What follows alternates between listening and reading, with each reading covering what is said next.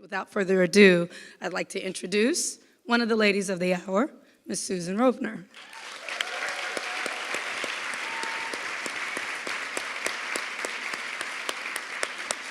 Keep it going for her. Bring her up.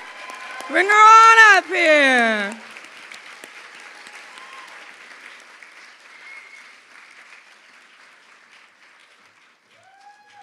Congratulations.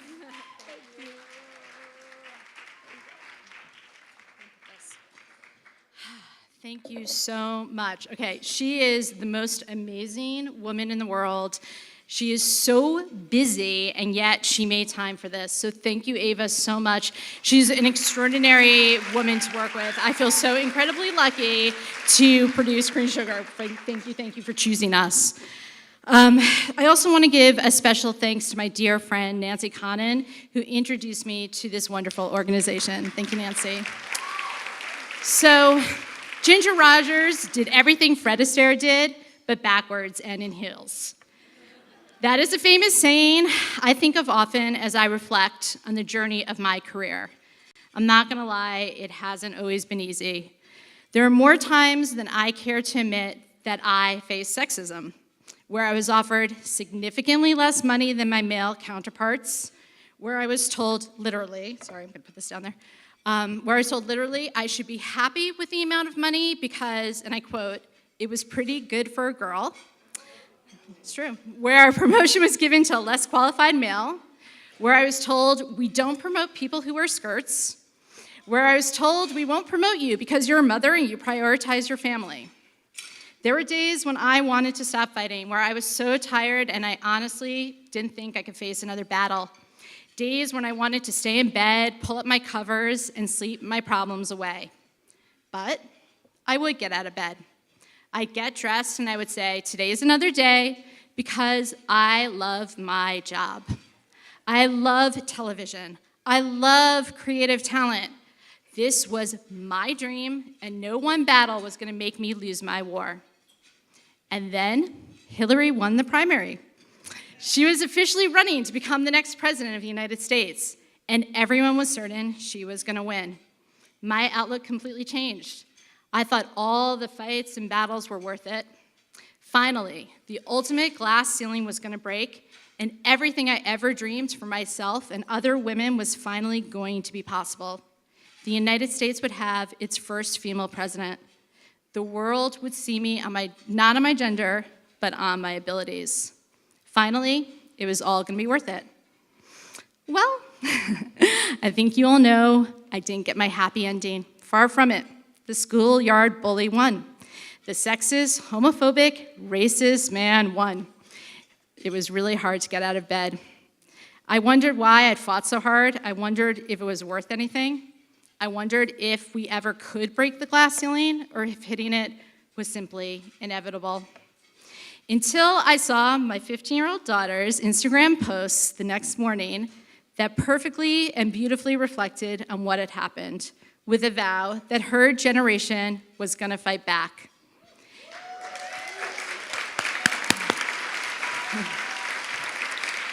And I knew then giving up was not an option.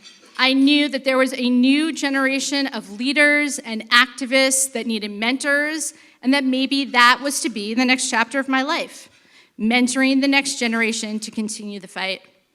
I also reflected on what I accomplished during my 19 years at Warner Brothers Television, and I knew that one election could not and would not take that away. So when I started at Warner Brothers Television, I was actually the only woman in the development department. Let's just say that's definitely changed. In fact, all the heads of the creative departments are now women. They're actually all at that table.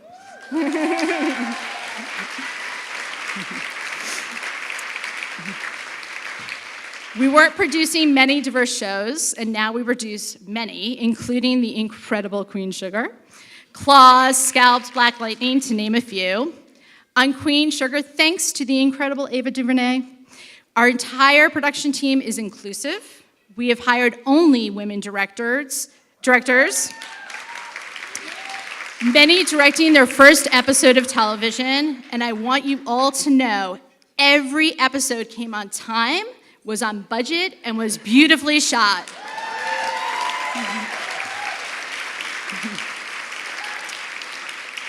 We are demanding and hiring more and more diverse voices, diverse executives, and not because it's the right thing to do, which it is, but because they are simply the best people for the job and they have earned their place at the table.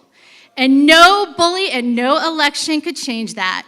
And now, more than ever, I couldn't stop fighting, but the fight wasn't going to be about me. The fight is going to be about the next generation, which leads me beautifully to the I Have a Dream Foundation and to my amazing, amazing visit at the Inglewood Charter High School.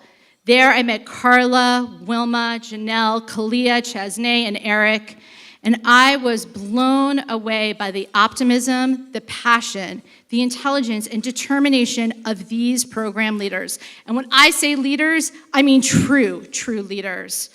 I saw their hard work, their hope, and of course, their dreams. I heard about their incredible success and their impressive statistics. And then I met some of the dreamers who were studying for their SATs on a beautiful, beautiful Saturday morning. I'm sure they would have preferred to have been anywhere else besides a classroom, but there they were, studying so hard and truthfully doing math I couldn't make heads or tails of. And I saw in these students the next leaders, and it gave me so much joy. So as we all know, many things in life are hard, but when you have people that believe in you, that stand behind you and lift you up, it sure is a lot easier. And that is exactly what I Have a Dream is about. So I see in front of me the leaders of tomorrow, and despite the outcome of the election and the current state of the world, I actually now feel more hope, love, and promise than ever before. And I look at my three beautiful children who are right there at that table, Harry, Elise, and Adam, and I know that their presence has already made the world a better place, and I know in the future they're going to continue to make the world a better place. And I know the same is for every leader and dreamer in this amazing program. Your presence makes this world better, and I know if you continue to work hard and dream, your future is going to be without bounds. You can and you will be instruments of change. Dreamers who not only dream, but who do. So the day of the inauguration, it rained harder in Los Angeles than I've ever seen. Same in Washington, D.C. and Atlanta and a lot of cities around the United States. But the morning of the Women's March, the very next day, the sun came shining out all over those same cities. And no one can tell me that wasn't God performing a miracle that day. And his or her way of saying, we were in the right, and we need to keep fighting because the light is going to shine upon us. So while the world feels a little dark and stormy right now, remember, a rainbow always follows the storm. And so many of you dreamers and leaders who make up so many beautiful colors are going to be that rainbow, a rainbow of hope, of change, and of dreams. So thank you so much to the I Have a Dream Foundation. Today we honor you, your incredible work that you have done. Thank you so much.